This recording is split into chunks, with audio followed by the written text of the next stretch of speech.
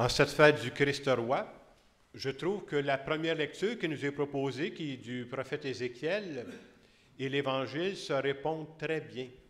Pourquoi je dis ça? Parce que dans la première lecture qui est tirée du prophète Ézéchiel, Ézéchiel nous décrit qu'est-ce que Dieu fait pour nous à travers certaines personnes. Puis dans l'Évangile, on nous répond, mais comment je pourrais répondre à Dieu si Dieu fait des belles choses dans ma vie? Alors dans la première lecture, Ézéchiel, qui est un prophète, il se sert d'une image pour passer son message. Il compare Dieu à un berger qui prend soin de ses brebis. On veut nous dire qu'il prend soin de nous. Puis il nomme différentes situations où on peut se retrouver. Il va dire, par exemple, la brebis qui est perdue, là, est tellement importante pour moi, je vous annonce que je vais aller la chercher. Je ne la laisserai pas tomber. Elle est trop importante pour moi. Celle qui est égarée, là, je vais la ramener à la maison. La brebis qui est malade, je vais tout faire pour la soigner, même si jamais elle frappe une grippe d'homme. La brebis qui est faible, je vais lui redonner des forces. Et à travers ça, qu'est-ce qu'on est en train de nous dire? C'est une façon imagée de nous dire, vous savez, Dieu prend soin de tous ses enfants, quelle que soit notre condition. Moi, l'image que j'aime beaucoup, parce que je vois Dieu un peu comme ça, on pourrait dire que Dieu, c'est comme un bon père de famille, comme une bonne mère de famille, qui s'intéresse à tous ses enfants, mais en particulier à celui de ses enfants qui passe par une période plus difficile. Ça, c'est un cœur de Dieu. On veut nous dire qu'on est entre bonnes mains dans les mains de Dieu, parce que comme disait le refrain du psaume, hein, « Le Seigneur est mon berger, je ne manque de rien ». Avoir de la foi, c'est de croire que je ne manquerai jamais de l'essentiel. Ah, il y a des choses qui vont me manquer, mais on se crée des besoins, là. L'essentiel, je n'en manquerai jamais. À travers cette image que le prophète Ézéchiel nous donne, ça nous amène à reviser notre vie et d'être capable de revoir que dans les différentes étapes de notre vie, Dieu était bon pour nous, mais il est passé par des personnes. Dieu est passé par nos parents quand on était tout jeune. Dieu est passé par nos éducateurs, nos éducatrices. Dieu passe par nos amis. Dieu passe par nos collègues de travail.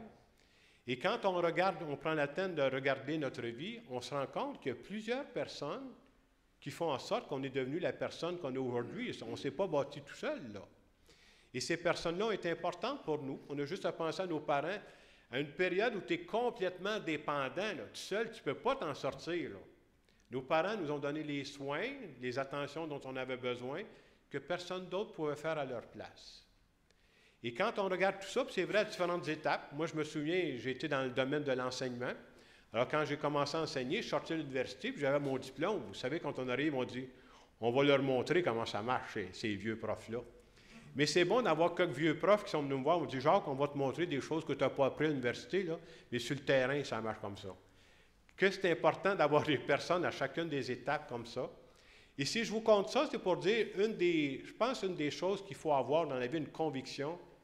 Moi, j'aime dire, puis je sais que des fois, ça paraît bizarre, on a des dettes.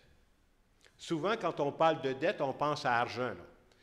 J'ai essayé de penser, sincèrement, je sais pas, là, je pense que je n'ai pas de dette financière envers des personnes particulières, mais je dirais que moi, dans ma vie, j'ai énormément de dettes. Des dettes envers des personnes qui m'ont rendu service, des personnes qui m'ont aidé à devenir la personne que je suis aujourd'hui, puis si je ne les avais pas rencontrées, bien, je ne serais pas cette personne-là. Et d'avoir des dettes, c'est bon d'abord d'être au courant qu'on a des dettes. Et aussi, ce qui est assez spécial quand on relit notre vie, les personnes envers qui j'ai des dettes, il y a beaucoup de personnes à qui je ne pourrai jamais le remettre, parce qu'il y en a entre autres qui sont décédés. Je ne peux pas remettre à mes parents, ils sont morts, moi, mes parents. D'autres personnes qui m'ont aidé, c'est la même chose. C'est comme quand tu prends conscience de ça, tu dis, aïe, aïe, j'ai beaucoup reçu de ces personnes-là, mais je ne pourrai jamais leur retourner ce qu'ils m'ont donné.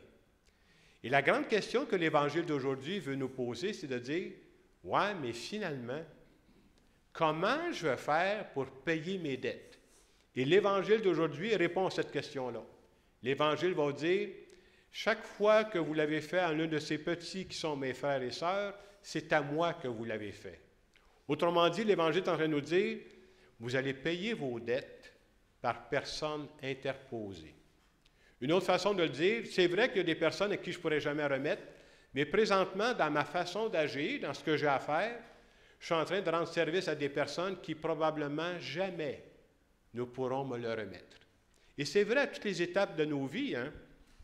Moi, j'essayais de repenser. Je vous disais, j'étais professeur. Bien, je me souviens quand j'enseignais, bien, je rencontrais certains élèves sur l'heure du midi. Viens, bien, je vais t'aider pour... il avait besoin de passer le mathématique pour rentrer au cégep. Bon, ces gens-là, je ne les revois plus. Là, mais j'ai donné ce que j'avais à donner.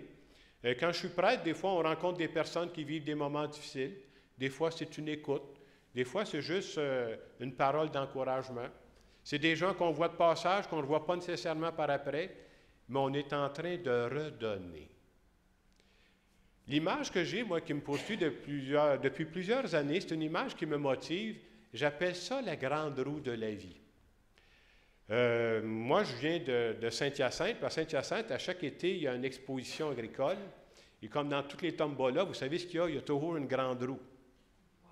Tu embarques dans la grande roue puis tu tournes. Là. Moi, j'appelle ça la grande roue. Pourquoi j'appelle ça la grande roue? C'est que il y a des parties de ta vie, puis ça varie en cours de route, là, où tu reçois beaucoup de la vie. Puis il y a d'autres parties de la vie, c'est à toi de donner.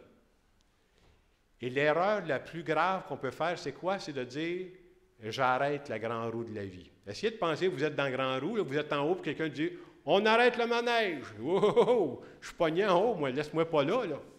Et c'est comme ça dans la vie. Tu ne peux pas dire « j'ai reçu », puis à un moment donné, ben, moi, c'est ça, c'est correct, j'arrête ça, là. Non, non. Et les périodes de la vie changent beaucoup, hein. Quand on est tout au début de notre vie, on est très dépendant, on reçoit beaucoup parce qu'on n'est pas développé encore. Puis l'autre partie de la vie qui va arriver, là, moi, on m'a dit que ça pourrait m'arriver dans 60-70 ans d'ici, où je vais vieillir, là. Puis là, je vais devenir moins capable. Ça va prendre des personnes pour m'aider à ce moment-là. À chaque extrémité, on a beaucoup besoin d'aide. La plupart d'entre nous, on est entre les deux ici, là. Et là, quand on est en forme, c'est à nous autres de donner. C'est-à-dire être conscient que j'ai reçu, puis de donner. N'importe quel service que je peux rendre, n'importe quelle parole d'encouragement que je peux donner, je suis en train de faire tourner la grande roue de la vie. Et c'est ça que l'Évangile veut nous dire. Hein. Chaque fois que vous l'avez fait à l'un de ces petits qui sont mes frères et sœurs, vous êtes en train de faire tourner la grande roue de la vie. Souvent, on écoute les pages d'Évangile, puis on dit, c'est des belles pages, c'est beau, mais dans la vraie vie, ça n'existe pas, ça là. J'avais faim, vous m'avez donné à manger, j'avais soif. Au contraire, moi, je pense que ça existe. Moi, je peux vous dire que je connais personnellement des personnes qui vivent ça, puis je suis sûr que vous en connaissez vous aussi. Au cours de mes années, moi, j'ai rencontré des gens, entre autres, qui arrivaient à la retraite, là, ils ont commencé à servir des repas dans des soupes populaires. Bien, pour moi, c'est l'Évangile en action, cela, c'est « j'avais faim, puis vous m'avez donné à manger ». Je connais des gens aussi qui sont bénévoles dans des hôpitaux, ou encore, je pense ici à la maison Victor Gadebois, je ne dois pas être seul à connaître ça, là. Ils font ça, là. C'est quoi la page d'Évangile qu'ils sont en train de vivre? Bien, j'étais malade, et vous m'avez visité. Ça se vit, là, c'est très courant, ça, cette affaire-là. Je connais aussi des personnes adultes qui rendent beaucoup de services à leurs vieux parents. Parce que leurs parents sont rendus à une étape, ils ont la difficulté à se déplacer. Des fois, ils ont mal aux genoux, aux hanches, ou je ne sais pas quoi, puis ils vont faire des commissions. Mais si vous saviez que pour ces parents-là âgés, comment c'est important, là? Et ça, pour moi, c'est aussi une parole d'Évangile. C'est comme si ces gens-là disaient « J'étais prisonnier de mon corps et tu as pris soin de moi. » Tout ça pour vous dire que l'Évangile, ça se vit aujourd'hui. Puis pour nous, aujourd'hui, bien, c'est ça que le message qui nous est donné. Puis chacun, on le fait à notre façon. On n'a pas les mêmes talents, on n'a pas les mêmes personnalités.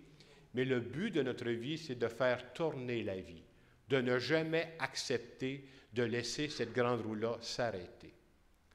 Alors ce matin, en terminant mon homélie, j'aimerais tout simplement faire une prière en notre nom à tous.